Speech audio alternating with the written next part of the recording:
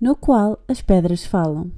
Jared e Simon correram quase arrastando Mallory por uma série de corredores e divisões estreitas e escuras. A certa altura atravessaram uma saliência rochosa por cima da cavidade principal onde Corting supervisionava o trabalho de um grupo de anões que empilhava armas em carroças. Os latidos, a princípio distantes, estavam mais próximos e mais frenéticos.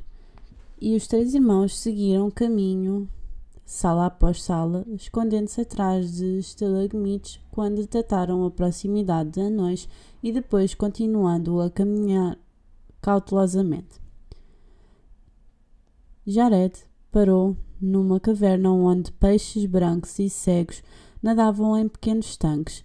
Havia pedras pequenas equilibradas nas pontas de todas as estalagmites e o som de gotas de água pingando ecoava no ar, juntamente com o estranho tamborilar ritmado. Onde estamos? Não tenho a certeza, respondeu Simon. Ter-me-ia lembrado destes peixes, mas não me lembro. Acho que não passamos por aqui quando nos trouxeram. Onde estamos? Resmungou Mallory, balançando um pouco. Não podemos voltar para trás, disse Jared nervoso. Temos de continuar em frente. Nesse momento, uma figura pequena e pálida saltou das sombras. Tinha uns olhos enormes e luminosos que brilhavam na penumbra e, da sua testa, brotavam duas longas antenas. O que é aquilo? Sussurrou Simon. A criatura bateu levemente na parede com um dedo comprido, com várias articulações, e depois encostou uma enorme orelha contra a superfície da pedra. Jared reparou que as unhas da criatura estavam rachadas e partidas. As pedras falam. Elas falam comigo.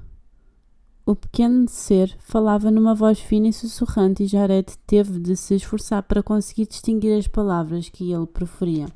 A criatura voltou a bater com o dedo na parede como se tratasse de um código Morse para loucos.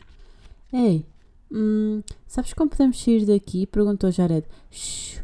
A criatura fechou os olhos e parecia abanar a cabeça ao ritmo de um som que Jared não conseguia ouvir. Depois saltou repentinamente para os braços de Jared, colocando-lhe um longo braço à volta do pescoço. Jared cambaleou para trás. Sim, as pedras dizem para gatinharem por ali, diz, apontando para a escuridão que ficava para além dos tanques de peixes brancos. Fantástico, obrigado. Jared tentou livrar-se da criatura. Finalmente, esta largou-o e correu para a parede, pondo-se novamente a tamborilar nela com o dedo. O que é aquilo? Sussurrou Simon para Jared. Um anão totalmente aberrante? Acho que é um cabeceador ou um batedor, murmurou Jared. Vivem nas minas e avisam os mineiros quando há risco de desabamento e coisas assim. Simon fez uma careta. Serão todos loucos? Este ainda é pior que o tal Fuca. Para ti, Jared Grace. A criatura meteu uma pedra lisa e fria na mão de Jared. A pedra quer viajar contigo. Hã? Obrigado, agora temos de ir, disse Jared, movendo-se na direção da zona escura que o batedor, ou seja lá o que for, tinha indicado. Conforme se ia aproximando do local, tinha a sensação de conseguir distinguir uma fenda na parede. Espera aí, como é que sabias o nome do Jared? Perguntou Mallory, caminhando lentamente atrás dos irmãos. Jared virou-se para trás, subitamente confuso. Sim, como é que sabias o meu nome? A criatura batucou mais uma vez na parede da caverna um número impar de vezes. As pedras disseram-me. As pedras sabem tudo.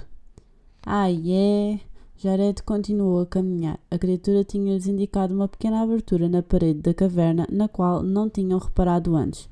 O buraco ficava junto ao chão e era muito escuro. Pondo-se de gata, Jared começou a gatinhar pelo túnel. O chão estava úmido e de vez em quando tinha a impressão de ouvir alguma coisa a deslizar ou a restolhar algures à sua frente.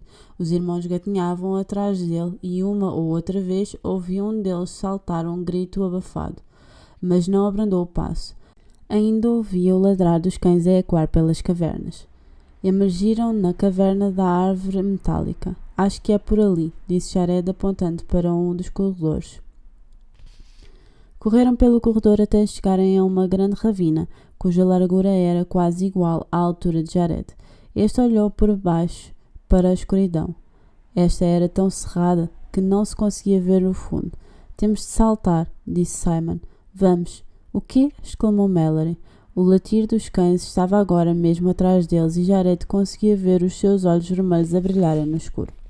Simon recuou um pouco e depois saltou para o outro lado do abismo, aterrando pesadamente. Tens de saltar, disse Jared. Sem mais palavras, agarrou na mão da irmã e saltou com ela. Mallory tropeçou quando um dos seus pés tocou na rocha do outro lado, mas caiu sem salva no chão da caverna. Transposta à ravina, os três irmãos continuaram a correr, rezando para que os cães não conseguissem saltar tanto quanto eles. Mas este túnel dava a volta e não tardaram a dar por si na sala central, onde os ramos maciços se estendiam por cima das suas cabeças e o chilrear dos pássaros de metal enchia o ar. Por onde devemos ir? Choramingou Mallory, apoiando-se na espada. Não sei, exclamou Jared, tentando normalizar a respiração. Não sei, não faço ideia. Talvez seja por ali, sugeriu Simon. Já fomos por aí e viemos parar ao mesmo sítio.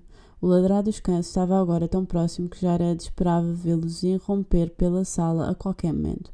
Como é possível não saberem em que direção seguir? Perguntou Mallory. Não se lembram de como cá entraram? Estou a tentar. Estava escuro e estávamos fechados numa jaula. Que queres que eu faça? Jared pontapeou o tronco da árvore como que a tentar dar ênfase ao seu desespero. As folhas estremeceram, tilintando umas contra as outras como milhares de sinos. O som era ensurdecedor. Um dos pássaros de cobre caiu ao chão, ainda a bater as asas e a abrir e a fechar o bico, mas sem emitir qualquer som. Bolas! Exclamou Mallory. Uma matilha de cães de metal invadiu a caverna. As criaturas vinham de vários corredores e os seus corpos esguios e articulados percorriam facilmente a distância entre a entrada e os três irmãos.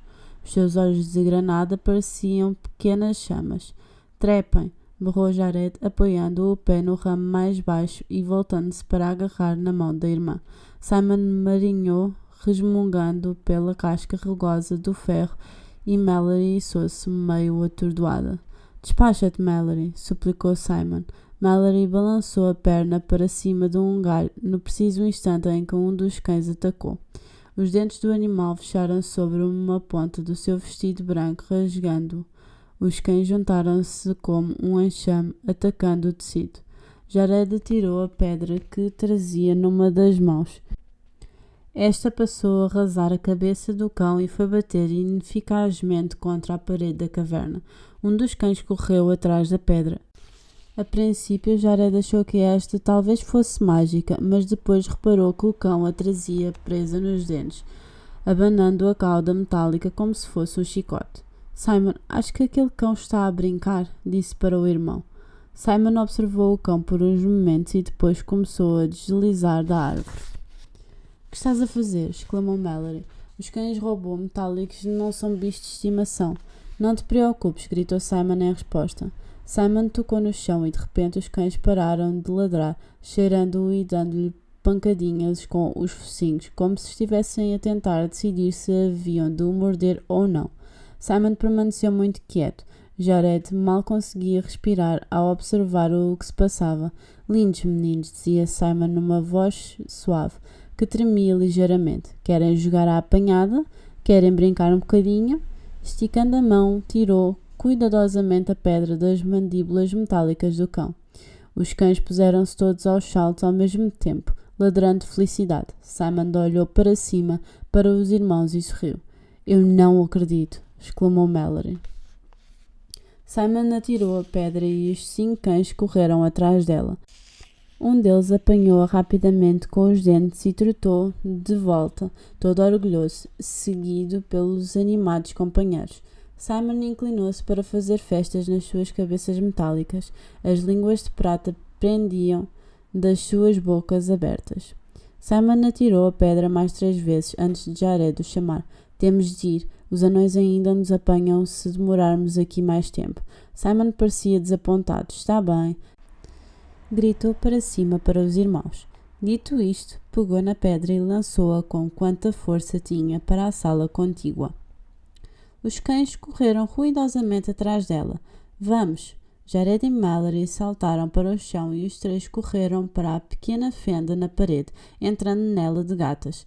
Depois de terem passado, Jared encaixou a mochila na abertura, impedindo a passagem. Quase de imediato ouviu os ganidos dos cães e as suas garras a esgravatarem o tecido.